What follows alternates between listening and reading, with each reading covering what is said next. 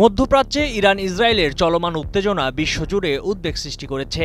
এরই মধ্যে যুক্তরাষ্ট্র ইরানের পারমাণবিক স্থাপনাগুলোয় বোমা হামলা চালানোর পর ইরান যুক্তরাষ্ট্রের নৌবহরে হামলা ও হরমুজ প্রণালী বন্ধ করে দেওয়ার হুমকি দিয়েছে।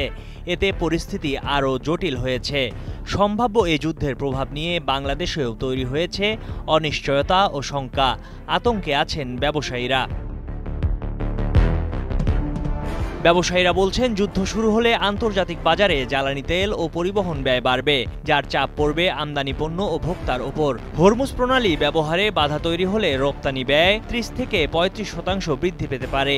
একই সঙ্গে বৈশ্বিক সরবরাহ ব্যবস্থায় বিঘ্ন ঘটলে বিদেশি ক্রেতার সংখ্যা কমে যাওয়ার আশঙ্কা রয়েছে।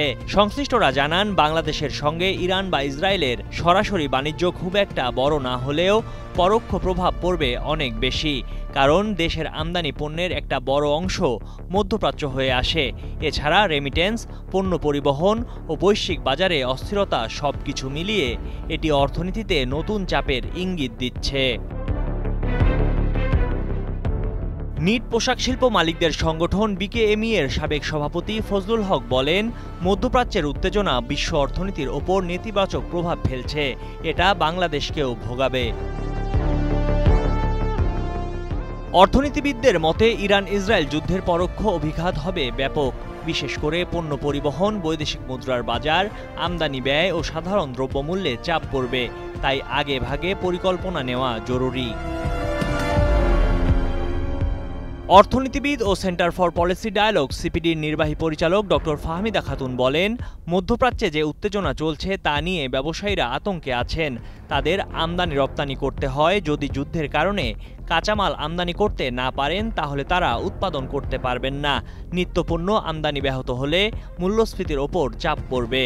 তিনি আরও বলেন, মধ্যপ্রাচ্যে উত্তেজনা না কমলে জ্বালানির দাম বাড়বে। জ্বালানির দাম বাড়লে শিল্পের উৎপাদন খরচ বাড়বে, যা ব্যবসা বাণিজ্যে চাপ সৃষ্টি করবে। এদিকে মধ্যপ্রাচ্যের কয়েকটি দেশের আকাশে ইতিমধ্যেই বিমান চলাচল বন্ধ করে দেওয়া হয়েছে।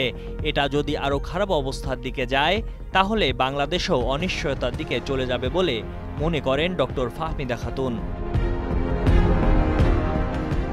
যুদ্ধ হলে সবচেয়ে বড় প্রভাব পড়বে জ্বালানি খাতে।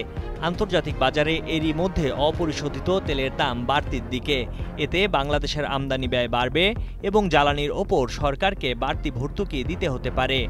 অর্থনীতিবিদ ও সিপিডির সম্মানীয় ফেলো ডক্টর মুস্তাফিজুর রহমান বলেন, তেলের মূল্য বৃদ্ধিতে বাংলাদেশ বেশি ক্ষতিগ্রস্ত হবে। দীর্ঘস্থায়ী সংঘাত এই পরিস্থিতি আরও খারাপ করে তুলবে। আমদানি ব্যয় ও শিপিং খরচ বেড়ে যাবে। বিকেএমই এর সাবেক সভাপতি ফজলুল হক বলেন, হরমুজ প্রণালী বন্ধের যে হুমকি ইরান দিয়েছে, সেটা যদি সত্যি হয়, তাহলে বিশ্ববাজারে তেলের দাম হবে আকাশচুম্বী। ময়ূখ ইসলাম, কালের কণ্ঠ।